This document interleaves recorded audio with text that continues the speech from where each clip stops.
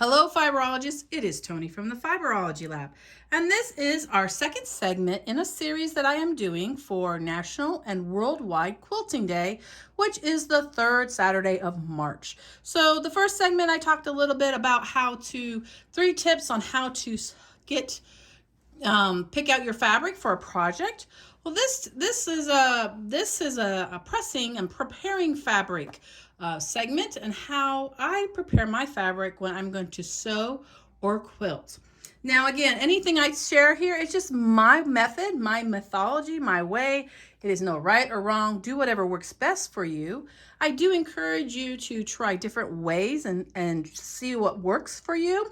But again, this is how I do it and how I prep my fabric. Now, I do not pre-wash. I know the quilt police are going to come after me. I do not pre-wash my fabric. The only time I pre-wash, there's two times I pre-wash. First time is if it's a flannel and I'm mixing it with another cotton, so that way they're all shrunk together. So if it's a flannel, and same if I'm going to use a minky product or a cuddle product in with cotton, I pre-wash my cotton so it has shrunk as much as it can to work with the minky. So that's the first time, the first reason I pre-wash. The second reason I'll pre-wash, if it's a hand-dyed, like a batik, or even a screen print dark red, black, or navy, I always test them a little corner of that first to make sure it's not going to bleed all over my quilt when it's done. Has it done that still? Yes. So color catchers are your friend. Make sure you have a good stock on hand if you wash that first time that quilt and you're just not sure if it's going to bleed with the fabrics you have mixed in with your top. Other thing color catchers are really good for is brand new t-shirts. Just a little side note there. So as you see, I'm on my ironing board. I have my new purple Olcio iron. It raises up and down. I'm still getting a little used to that. That's a little new for me. But I have in my bottle, this is Flatter. I use Flatter as a pressing product. It is actually a de-wrinkling product, which means I could literally spray and saturate this whole piece of fabric, let it dry, and it removes the wrinkles. Ironing required.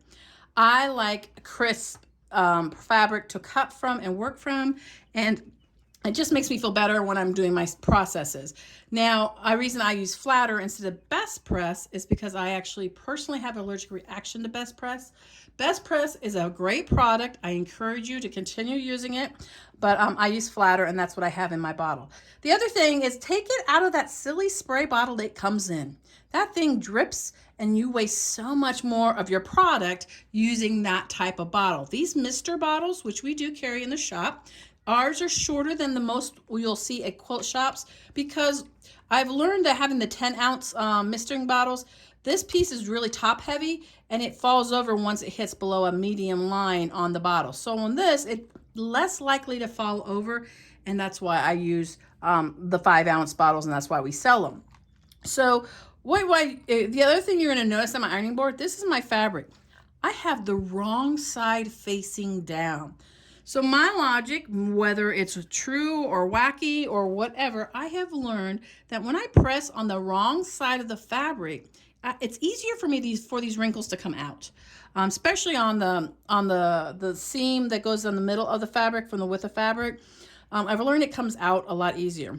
And the other logic, this is Tony logic. This is not the norm.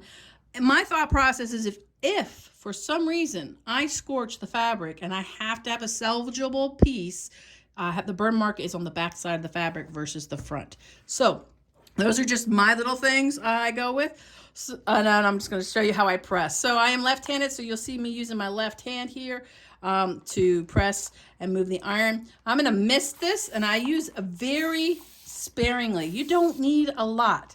Now, if you're going to be in a project that's using a lot of bias sides, like especially if you're doing a lot of triangles, that's when you might want to saturate a little bit more. But most of the time, we're just straight cutting and straight piecing.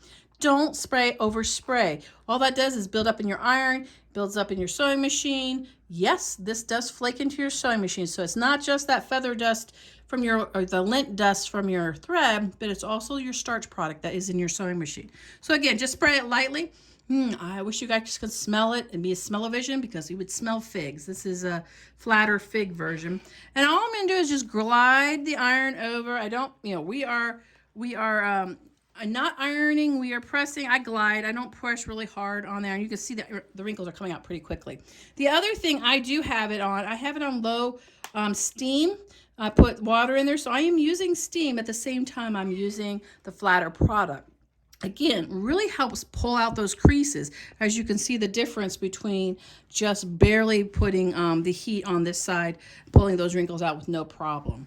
So those are just a couple of my tips for pressing and getting my fabric ready, because now I can go to the cutting table and go ahead and trim and cut and have an accurate process. I believe you can't have a perfect quilt, but if you have accurate processes, if one of the processes is not so perfect, you'll still have a very well-made quilt. And so those steps are pressing, cutting, and sewing. If you do all three of those in an accurate process, not a perfect process, you will still be able to have a nicely finished squared quilt. So that is our little tips on pressing. Our next segment will be on cutting. I will show some left-handed cutting and some right-handed cutting, because I can do both. All right, we'll see you on the next segment. And if you have any questions, just leave a comment below. And remember, we are friends, fibers, and fun.